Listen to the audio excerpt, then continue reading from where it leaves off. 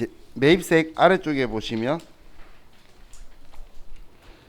공제하는 매입세액이라고 적혀 있죠. 이제 공제하는 매입세액이 먼저 위에 세금 계산서를 수취한 부분을 우리가 매입세액을 공제를 해주는 게 원칙이라는 거예요. 세금 계산서에 의해서 제가 확인되는 매입세액을 공제해 줄 거라 그랬죠. 그런데 제도적으로 그 아래 그 밖의 공제 매입세액에 위에 신용카드 매출전표 수취분 등이라고 적혀 있죠. 부가가치세법은 신용카드나 체크카드나 직불카드나 현금 영수증이나 김영식 선불카드나 다 똑같은 영수증이에요. 고급 영수증. 그래서 얘네들을 구분해서 생각 안 하고 그냥 신용카드 등 하면 그냥 걔네들이에요.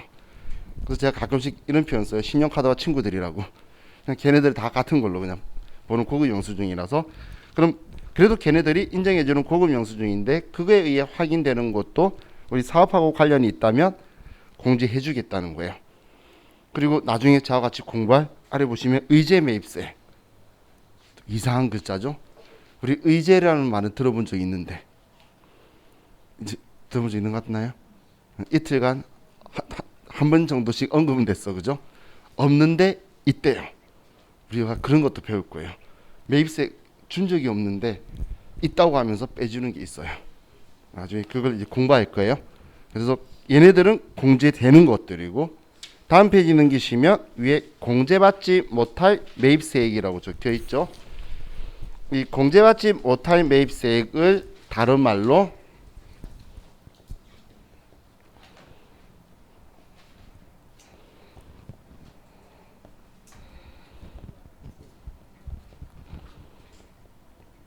이걸 다른 말로 불공제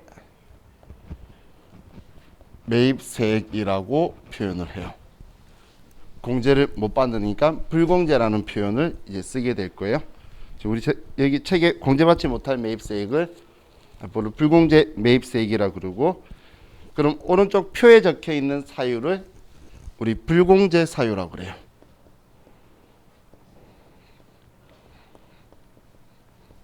자, 그럼 세법법전에 이 공제받지 못할 이 사유에 해당하면 매입세액을 공제 안 해주겠다고 명시를 하고 있는 거예요.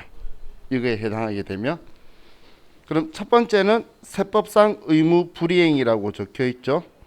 자, 세법상 의무 불이행이라는 건 우리가 종이로 뭔가를 주고받을 때는 매입차별 세금계산서 합계표를 제출해야 되는데, 근데 그걸 제출 안 한 거예요. 근데 그걸 왜 공제해줘? 안 해주겠다 그 이야기예요. 당연한 이야기죠. 두 번째도 세금계산서 미수치, 그리고 부실기재가 필요적 기재사항 누락한 거예요. 그거 다 안 적혀 있는 걸 우리 가지고 오면 그에 대한 매입세액은 공제 안 해줄게라고 적혀 있는 거예요. 자, 그럼 자, 우리가 인지해야 될 게 첫 번째가 필요적 기재사항 누락에 대한 거는 매입세액을 공제 안 해주겠다는 이야기예요. 자, 다음 두 번째 면세 관련 매입액이라고 적혀 있죠. 면세 사업은 매출세액을 창출하는 게 아니잖아요. 근데 우리 회사가 과세 사업과 면세 사업을 동시에 할 수가 있겠죠. 그게 견용 사업자라고 그랬고 많다라고 했어요. 그럼 과세 사업과 면세 사업을 같이 하는 견용 사업자는 과세 사업자예요. 면세품만 팔아야 면사업자라 그랬죠. 그럼 부가가치세에서 과세 사업에 쓰는 거는 매입세액 공제를 해줄 거고, 면세 사업에 쓰는 거는 매입세액 공제 안 해주겠다는 거예요. 그래서 두 번째가 면세 사업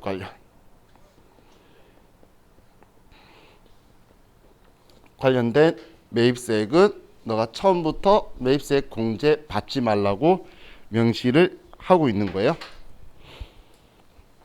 다음 세 번째가, 자, 토지는 과세 제화예요, 면세 제화예요? 토지는 면세 제화라 그랬죠. 어제 그래서 제가 우스갯소리로 주인 바뀔 때마다 부가세 생기면 국가는 주인 바뀌기를 원할 거예요. 그죠? 그래서 토지는 면세 제화라 그랬어요. 그럼 얘는 팔아도 부가가치세가 안 만들어지잖아. 그래서 토지랑 관련된 매입세액은 공제 안 해주겠다는 이야기예요. 그래서 얘는 이걸 토지의 자본적 지출 관련이라 그래요. 자, 우리 자본적 지출이라는 표현 기억나시나요? 기억나시는 분은 훌륭하신 거예요. 우리 과거에 유형자산 이야기하면서 우리 수익적 지출, 자본적 지출했대. 그 자본적 지출인데, 그럼 자본적 지출이라는 건 토지라고 회계 처리할 내용들을 이야기하는 거예요. 그럼 토지라고 회계 처리할 내용들이라는 건 일반적으로 토지의 취득원가에 포함되는 것은 당연히 토지라고 처리하겠죠. 그래서 매입세액이라는 게 우리가 땅을 취득할 때에 중개 수수료라든지 혹은 이 땅을 우리 평탄화 작업하기 위해서 우리 평탄화 작업하는 그 업체도 그 토목공사회사도 과세사업자예요. 그럼 부가세는 줘야 되는데 그럼 공제 안 해주겠다는 거예요. 왜냐면 이 땅을 좋게 만들어서 팔아도 매출세액은 안 나오잖아요. 또 그 땅 위에 있는 건물을 사서 그냥 바로 철거하면 얘도 토지 취득원가에 포함한다라고 했죠. 그럼 철거비도 우리는 토지라고 처리할 거잖아요. 근데 그 철거업체는 과세사업자예요. 그럼 부가세는 줘야 된다는 거예요. 근데 나는 얘가 토지가 될 거니까, 토지를 구성할 거니까 매입세 공제 안 해주겠다고 법에서 명시하고 있는 거예요. 그럼 자본적 지출 관련이라는 의미 이해가시죠? 자, 다음이 네 번째, 업무 무관 지출. 우리 회사 사업하고 관련 없는 지출에 대해서는 처음부터 매입세 공제를 받지 말래요. 직원들 생일 선물은 업무하고 관련이 있을까요? 그죠? 옛날에 세무조사 나가면 전부 다 관련 없는 거라 해서 다 때렸어요. 그랬더니 너무 심하다. 그래서 1인당 10만 원까지 10만 원까지는 이제 허용하는 걸로. 근데 간섭적으로는 더 해주는데 세무조사 나왔을 때는 매출세액 창출하는 일은 아니잖아요. 직원의 생일이 무슨 우리 회사 업무하고 관련이 있어. 그래서 그런 거는 이제 안 해줬는데 뭐 10만 원 정도까지는 해주는 거 좀 바뀌었어요. 근데 뭐 창립 기념일 행사 이런 건 전혀 업무하고 관련 없는 거예요. 근데 우리는 업무하고 관련 없는 게 시험에 어떻게 나오냐면 사장님 집에 TV를 살 거예요. 근데 시험에 어느 정도 자주 나오냐면 TV의 변전사가 다 나와요. LCD TV 사는 회차 있고 LED TV, 3D TV 계속 TV 바뀌면서 다 사장님 집에 가져다둬요. 그리고 사장님 골프채도 사고 그럴 거예요. 그럼 누가 봐도 엄마하고 관련 없는 거죠. 근데 우리 회사 이름으로 해서 돈을 보내주고 세금계에서 받는다는 거예요. 그래도 매입세 공제를 안 해주겠다는 거예요. 자, 지금 저와 같이 공부하는 건 당연히 원칙인 거예요. 원칙 아시겠죠? 원칙이지. 회사 가서 이거 따지면 사장님하고 싸우자는 거예요. 그렇기 때문에 원칙으로는 이렇다라는 거고. 자, 다음 기타 적혀 있는 곳에 우리 비영업용 소형 승용차 구입 유지 임차.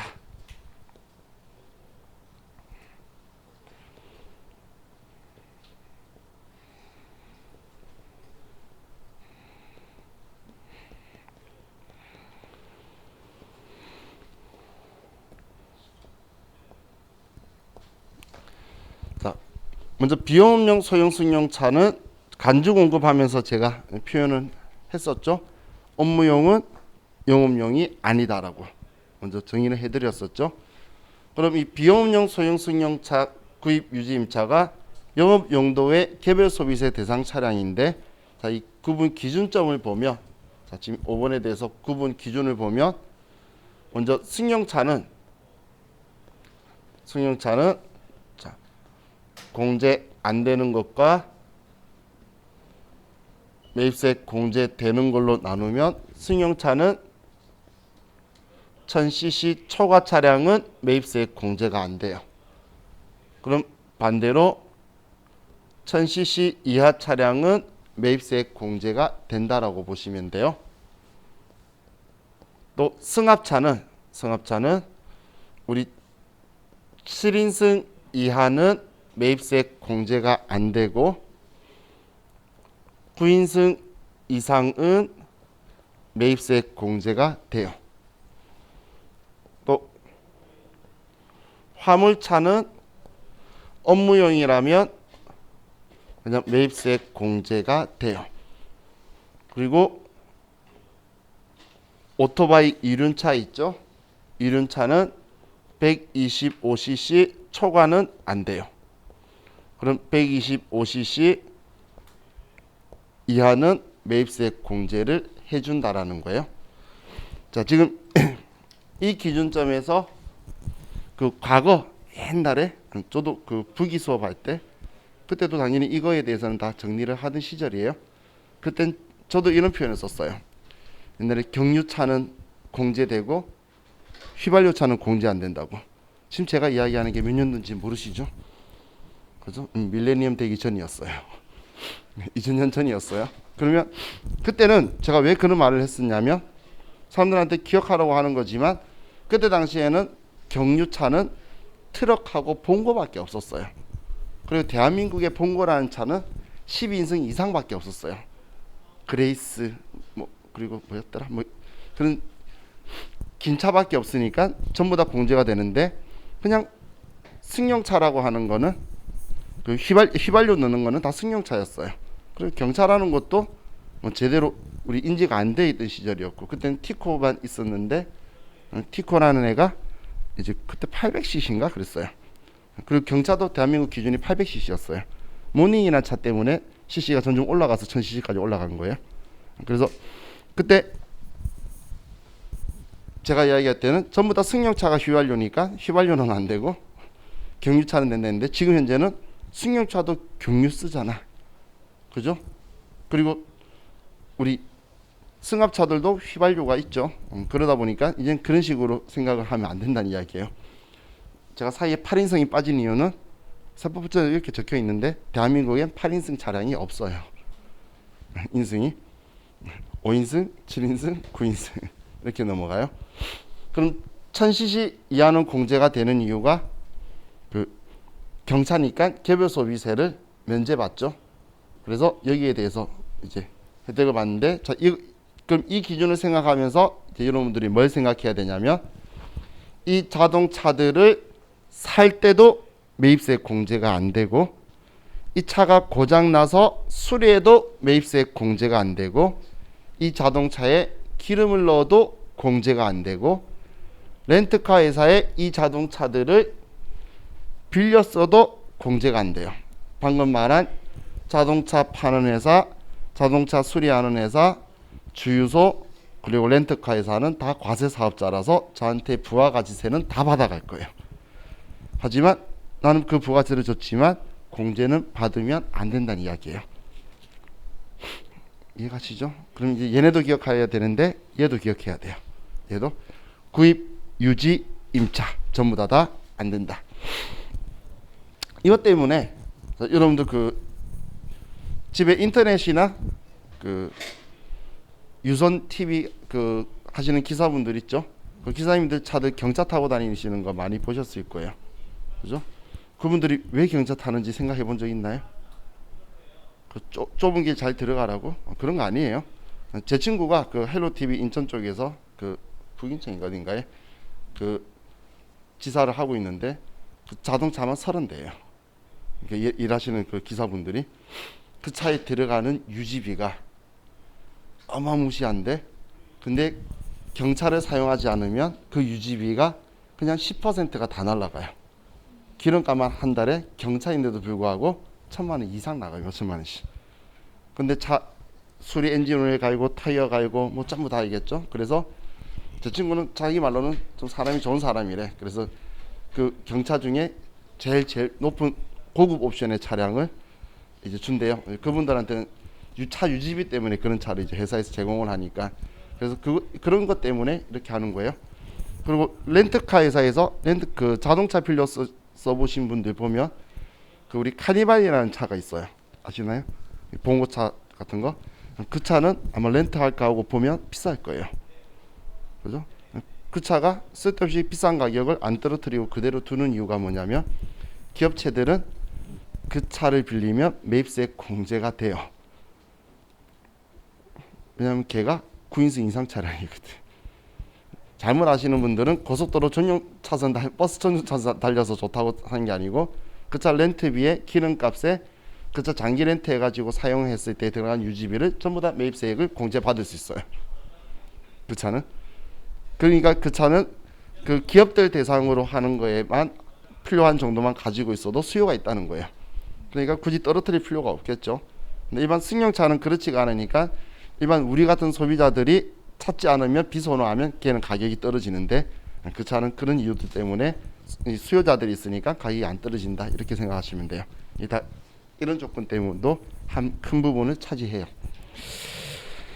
자, 다음 마지막으로 접대비 및 이와 유사한 비용 관련.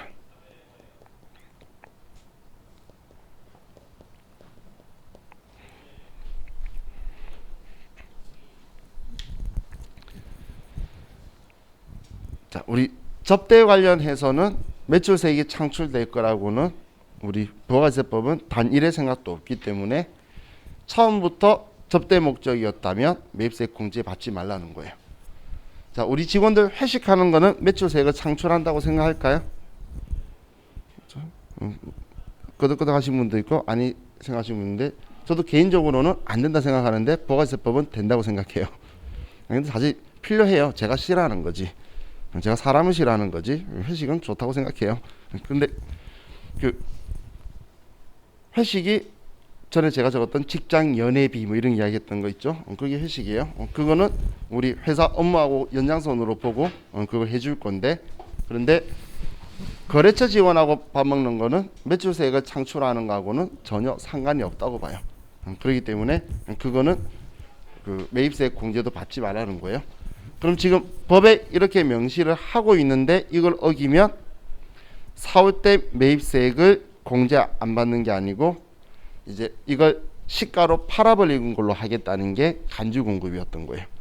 우리 간주공급할 때에 그 자가공급의 면세사업 전용이라는 게 면세사업에 쓸 거면 처음부터 공제 안 받아야 되는데 너는 과세사업에 쓸 것처럼 매입세액 공제 받아 놓고서 면세사업에 써버리면 그걸 시가로 팔아버리는 걸로 하겠다는 거고, 비용업용 소형 승용차 구입이든 유지든 쓸 거면 처음부터 공제 안 받아야 되는데 너가 그걸 공제 받았다는 건 여기 말고 다른 쪽에 뭐 이런 쪽에 쓰거나 다른 곳 쓸 거라는 의사표시 해놓고서 여기에 썼으니까 시가로 너한테 팔아버렸다고 하겠다는 거예요.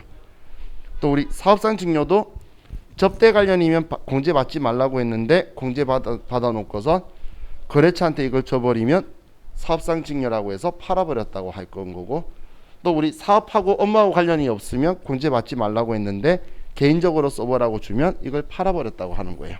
그래서 간주공급이 제가 하지 말라고 적어놨다고 말하는 게 얘네들을 이야기하는 거예요. 그럼 이 조건이면 당연히 매입세액 공제를 하지 않는 건데 불공제 사유니까 당연히 매입세액 공제를 하지 않겠죠. 그런데 여기에서 세금 계산서를 수취를 했다면 이 세금 계산서 수취부는 부가가치세 신고는 할 거고, 근데 신용카드 등을 수취를 하면 부가가치세 신고를 하지 않을 거예요. 이게 이 둘의 또 큰 차이점이다라고 보시면 돼요. 지금 이 사유에 우리가 돈이 들어갔는데 만약에 대표이사 골프채를 샀어요. 근데 우리 회사 이름으로 세금 계산서를 받았다면 부가가치세 신고서에 넣으면서 공제 안 받을게요. 세금 계산서 이 금액 받았는데 공제 안 받을게요 라고 할 거예요. 그런데 이걸 우리 법인카드로 결제를 한 거예요. 그렇다면 그냥 부가가치세 신고하는데 아예 집어넣지 말래. 왜 그렇게 표현하냐면 세금 계산서는 그걸 주고받은 사람이 양쪽이 신고를 해줘야 과세관청이 거래를 알겠죠. 그리고 원래 부가가치세는 부가가치세만이 그러고 다니는 게 아니고 부가가치세가 먼저 한번 휘젓고 다니면 그 다음 그걸 근거로 소득세하고 법인세가 너 물건 팔았다며 그럼 돈 벌었겠네 하고 그 뒤에 이제 찾아갈 거예요. 부가가치세법은 세 달마다 충실하게 계속 정리 끝내거든.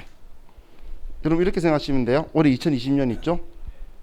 2021년 1월 25일 날 1년 동안 일어난 일에 대해서 부가가치세는 전부 다 국세청에 다 알려줘요. 그러면 3월 달에 법인세 신고할 때 그거랑 맞는지 안 맞는지 조정해가지고 내가 증빙하는 것도 보면서 공부하시면 하게 돼요. 그리고 5월 달에 개인 사업자들도 여기에 증빙하고 음식점 하시는 분들 그 증빙하고도 같이 맞춰면서 신고해야 돼요. 그럼 부가가치세법이 먼저 전부 다 돌아다녀야 되죠. 근데 신용카드는 그럼 왜 안 해도 되냐면 따로 안 해도 여러분들 그 카드 단말기 있죠? 그럼 포스라고 하는 것도 있고 그 기계 그 다뤄보시거나 써보신 분은 아마 카드 벤사라고 들어본 적이 있으신 분 있을 건데 그 벤사가 하는 역할 중에 하나가 그 카드랑 현금 영수증 거래가 일어난 걸 국세청으로 전송해 주는 일을 해요. 그럼 국세청에서는 그 단말기에 끓여 있는 모든 정보는 국세청이 다 알고 있는 거예요. 그럼 굳이 안 알려줘도 그 국세청이 알고 있으니까 상관없겠죠. 그래서 그냥 아예 신고서에 집어넣어서 공제 카드 긁었는데 공제 안 받을게요. 이런 소리 하지 말고 그냥 들어오지 말라는 거예요. 그런데 세금계산서는 받은 사람이 그래도 무조건 너 이거 받았어요라고 해줘야 이걸 발행해 준 사람도 발행했어요라고 올려야지 양쪽이 맞아지니까 그것 때문에 무조건 하라는 거예요. 왜냐하면 100% 전자가 아니기 때문에 그래요. 100% 모두가 다 전자로만 이루어질 수만 있다면 그것도 전자세금계산서를 해버리면 사실 양쪽이 다 알 수 있겠죠. 근데 그건 아직 완벽한 상황은 아니기 때문에 저렇게 하기도 하고 그리고 면세 사업자도 있잖아. 그죠? 그렇기 때문에 세금계산서는 신고는 하되 공제는 안 받는 거예요. 공제는 못 받는 건 다 똑같은 거고. 자, 이게 우리 부가가치세에서 알아야 될 기본적인 내용들을 좀 봤고, 자 이제 우리 컴퓨터 켜셨죠?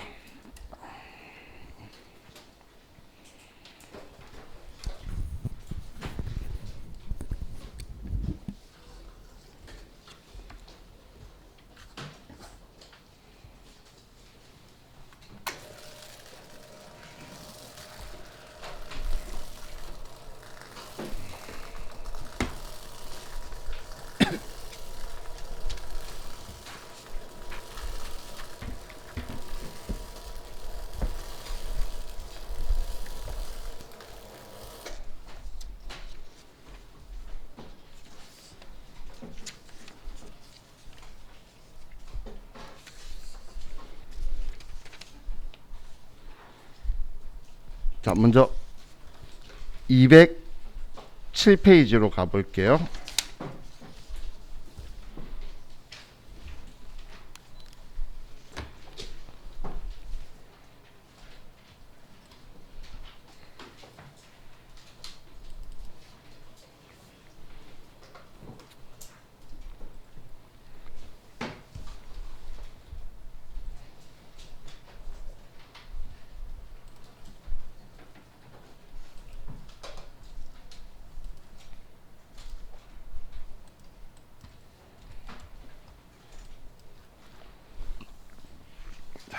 이제 207페이지에 보면 뭐 부가가치세와 세금계산서 적혀 있는데 이건 안 봐도 되겠죠?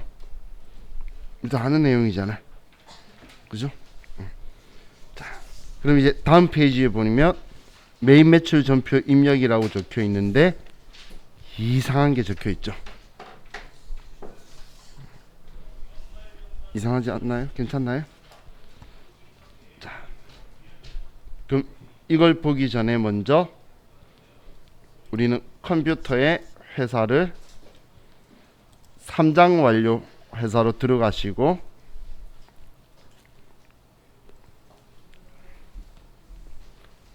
삼장 완료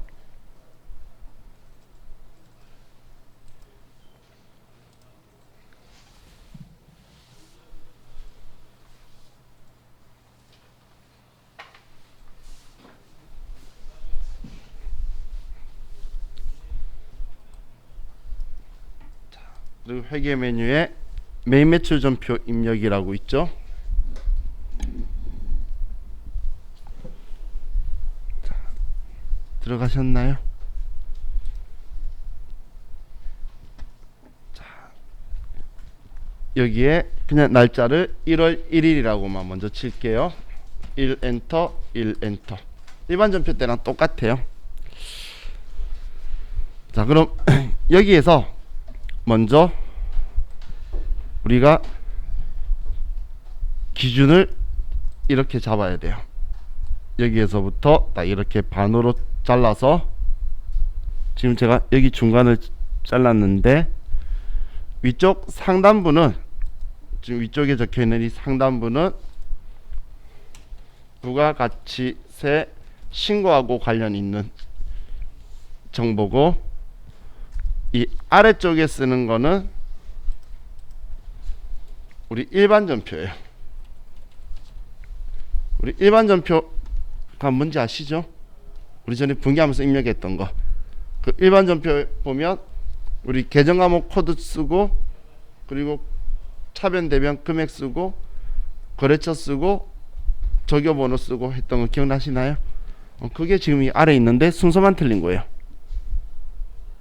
아래는 분계고 위쪽은 부가가치세 신고하고 관련 있는 거예요. 그럼 지금 제가 중간이 선을 이렇게 껐는데, 얘가 매우 중요한 게 위하고 아래를 따로따로 생각하셔야 돼요. 처음 시작할 때는 위와 아래가 함께 가는 것처럼 오해가 되는데, 점점점 가면 갈수록 얘 둘이는 서로 따로 놀 거예요. 근데 위아래를 함께 가는 걸로 생각해서 계속 위쪽을 먼저 쓰니까 부가가치세 따라서 아래쪽을 쓰게 되면 이제 장부는 망하는 거예요. 그리고 당연히 시험하고도 멀어지는 거고, 학교하고. 그럼 우리 위아래를 보실 때 위쪽은 제가 부가가치 신고라 그랬죠. 그러면 저하고 같이 공부한 부가가치세법에 맞춰서 위에 쓸 거고, 그럼 지금 여기에서 우리 그 날짜야, 이 날짜 쓰는 게 작성일자겠죠. 그리고 공급가액 쓰는 게 과세표준이에요. 그리고 여기에 세액 영원이다 아니면 10%다. 그리고 거래처는 거래처 등록에 상대방에 대한 정보가 전부 다 들어가 있겠죠. 그리고 이게 전자세금계산서다 아니다, 이걸 적어서 부가가치세 신고하는 데 다 적어주게 될 거예요. 그럼 우리 지금 여기에 뭔가를 쓰려고 저와 같이 공부를 한 거예요. 얼마 쓸 거냐, 그리고 신고할 때에 몇 번 칸에다 써서 신고할 거냐, 신고서에 어디 칸에다 금액 넣을 거냐, 이제 그런 것들을 저와 같이 지금 이야기한 거고, 그럼 여기에 있는 금액도 제가 어제 이런 표현을 썼죠. 세법은 내가 얼마에 샀는지 관심 없다, 무조건 시가다, 그런 말 이야기했었죠. 그럼 지금 여기에 사용될 금액은 실제로 주고받은 돈이 시가겠죠. 근데 그런 게 없다면 시가만 따질 거예요. 그럼 이 상단부만 입력해도 부가가치 신고하고 관련된 정보는 전부 다 입력이 돼요. 아래쪽은 안 써도 상관이 없어요.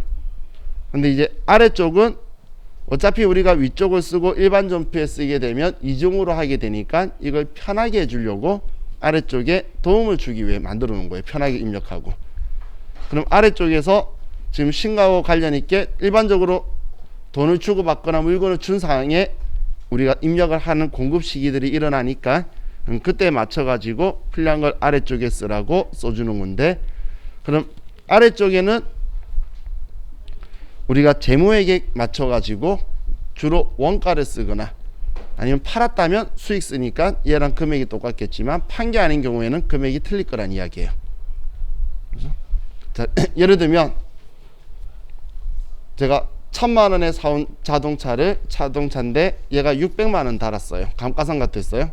그럼 얼마짜리 자동차죠? 장부 가격이 400만 원짜리죠.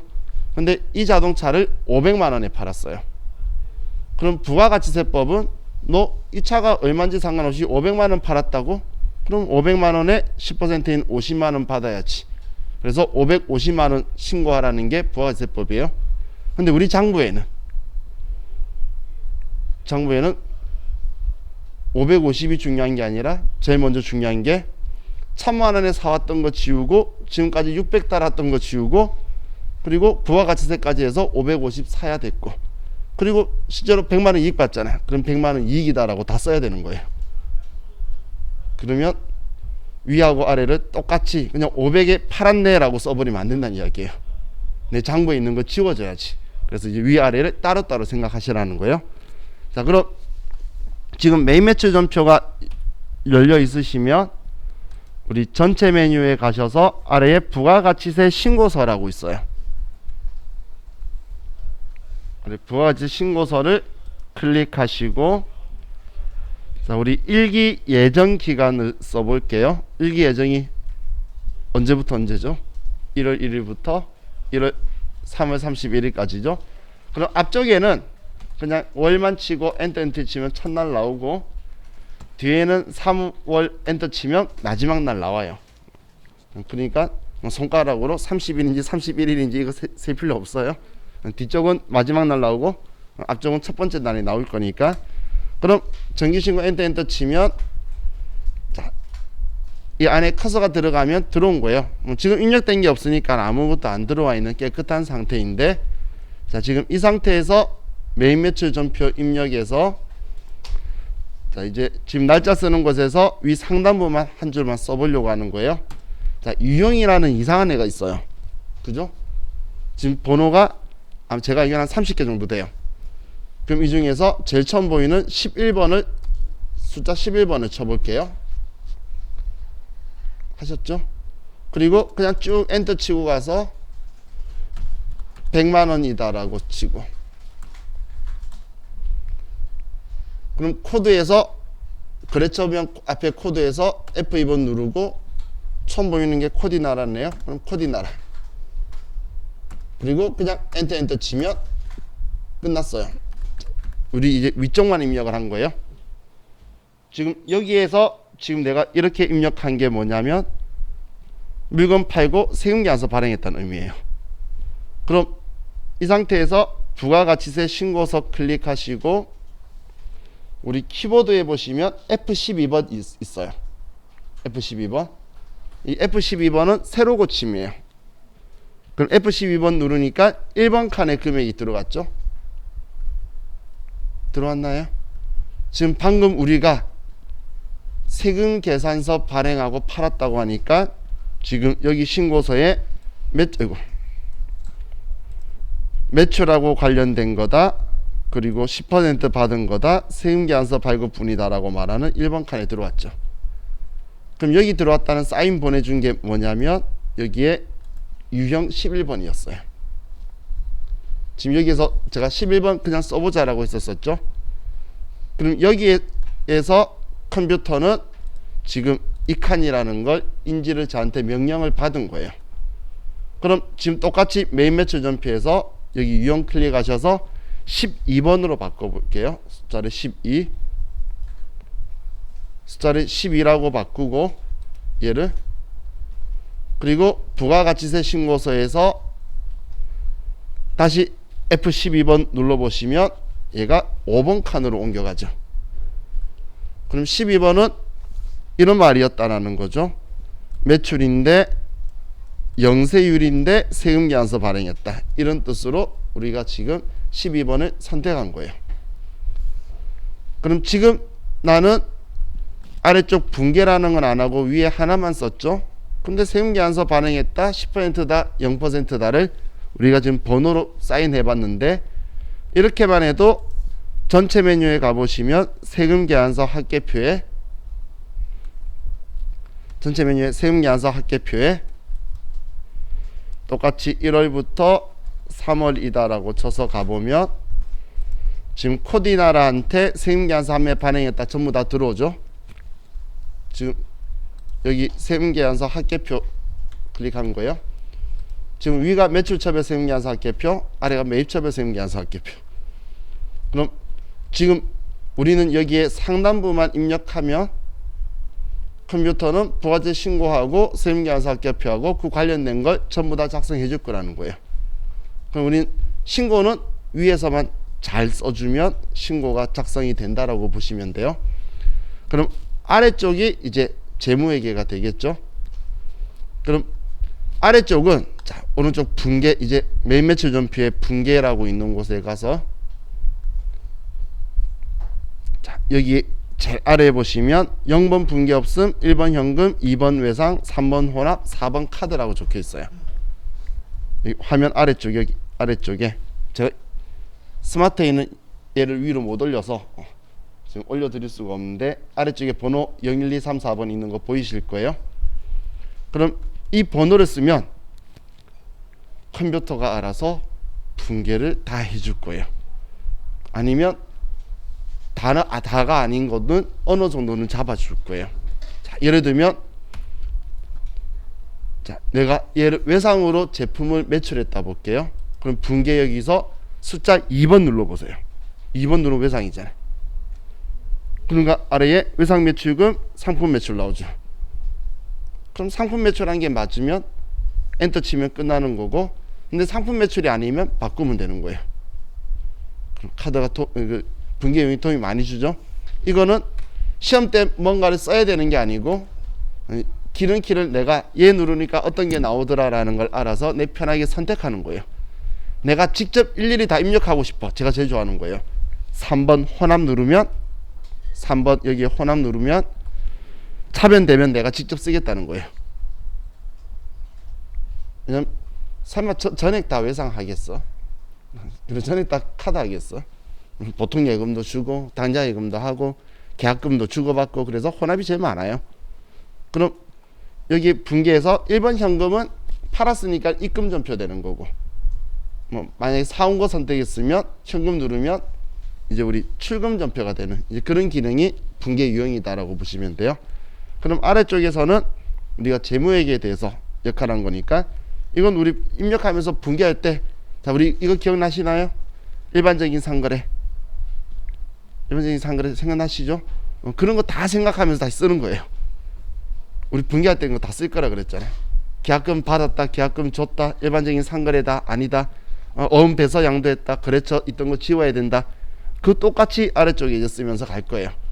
그럼 위에 상단부만 이제 부가세 신고 때문에 들어간 거니까, 그럼 여기에서 여러분들이 제일 먼저 자와 같이 습득하셔야 되는 게 유형. 그럼 도대체 어떨 때 이거에 대해서 선택해야 되는지를 봐야 되겠죠. 그죠? 지금 얘가 여러분들 교재에 209페이지예요. 엄청 중요하겠죠. 원래 전산회계 1급, FAT 1급 시험은 이 과세 유형을 선택하는 것까지 질문해요. 그러면 이제 전산세무 2급, TAT 2급에서는 얘 선택하는 문제도 나오면 여기에 금액이 들어왔죠. 그럼 이 금액하고 연결되는 서식들이 있어요. 그 서식 작성하는 것까지 다 테스트하는 게 이제 전산세무 2급 그리고 TAT 2급이다라고 보시면 돼요.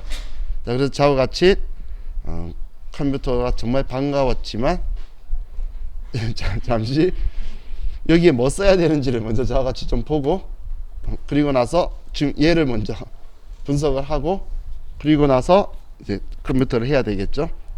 자, 그래서 우리 좀 쉬었다가 제가 이제 어떤 경우에 이 번호들을 선택한다 그걸 설명을 드릴게요. 자, 쉬었다 합시다.